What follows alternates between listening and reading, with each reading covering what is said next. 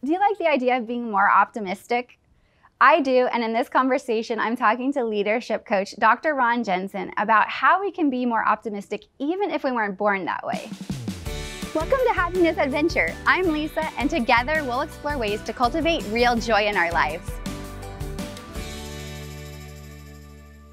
Welcome, Ron. Hi, Lisa. Good to be with you.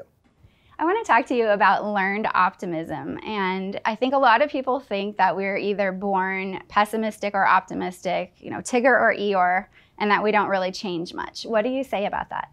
Well, I think we all have a bent. I think some of us might have a personality bent that's a little more optimistic, or some might have a personality bent that's a little more pessimistic.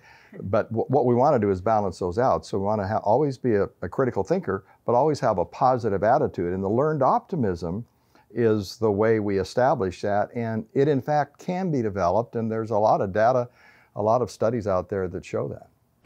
Why is it beneficial? I think that might be a little obvious, but in your thinking, why is it beneficial to be optimistic? Well, as my friend John Maxwell says, your attitude does determine your altitude in life. There's been a lot of research done on this, and the reality is success is more a matter of attitude than almost anything else. It's that can-do attitude. Martin Seligman, Dr. Seligman, who's really the leader in this realm and started doing studies of this many years ago, and has written a book called Learned Optimism, did studies on those who were involved in the Holocaust and those who came through and had healthy, vibrant, dynamic lives, and those who came through it and pretty much didn't last very long. And the biggest distinction he could make between both of them was the ones who went on to live successful, productive, meaningful, helpful, giving lives were those who had developed learned optimism. So they're in the worst possible scenario, and yet they learned to be optimistic. So they didn't worry about what they couldn't control. They focused on what they could control. So they were filled with gratitude, appreciation, giving back, thanksgiving, hope, faith, all of those elements, which are all habits that can be developed. What are some steps that we can take to learn optimism? Well, the first step is to believe that the way I think can determine how I behave, and that my feelings can catch up with that. A lot of times in psychology, people go toward get in touch with my feelings, and then that'll determine my thoughts, which will determine my behavior. But really the way it works is if I start thinking rightly and then behaving on right thoughts, then my feelings will catch up. So I may not feel optimistic, but I can choose to think in an optimistic, positive, buoyant way. So I say, learn not to see things as a problem, but a possibility. So learn to see things not as an obstacle, but an opportunity. Learn to see something not as a catastrophe, but a challenge.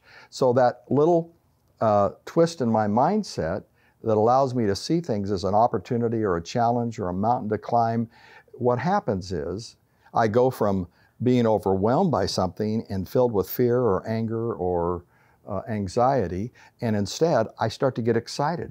So I say, I can't control this, but what I can do is I can do the right things. I can have the right attitude, I can take the right steps, I can make the right kind of decisions. I can control me, can't control that, can't control other people, but I can control my response to those circumstances, and that's the beginning place in the process.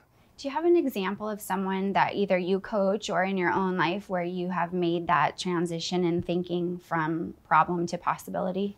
Yeah, even in my own life, when I was a little kid, I was a little a worrier. I worried all the time. Yeah. I'm the kind of kid that would wake up, and if I wasn't worried, I was worried that I wasn't worried. I just worried. And someone taught me the skills that I've learned to apply over the years of learned optimism early on, even in my teens, and that dramatically impacted my life. I went from D's to A's between my 7th and 8th grade year, kind of totally shocked my parents. I went from getting in fights, which I had done quite a bit in school, to becoming the student body president that year in junior high. And then I went from not being able to play football because I was this big chunky kid, had a real poor self-concept. I was motivated to lose a lot of weight and start to play and excel in sports, and that kind of carried on through my master's, my doctorate, and the rest of my career. And it wasn't because I was smarter or a better leader or more athletic. It was because I was motivated. And I was motivated because I saw new possibilities that I didn't know before. You know, it strikes me about that is how many people in life might have that possibility lying there and just need someone to come along like the mentors in your life and help them unleash it. Yeah, that's absolutely true. I've been speaking to Dr. Ron Jenson about how we can learn optimism. And Dr. Jenson has a lot of free resources for you that are all linked up in the description box right below this video. While you're there in the comments, please let me know what is a way you might step out today and increase your optimism.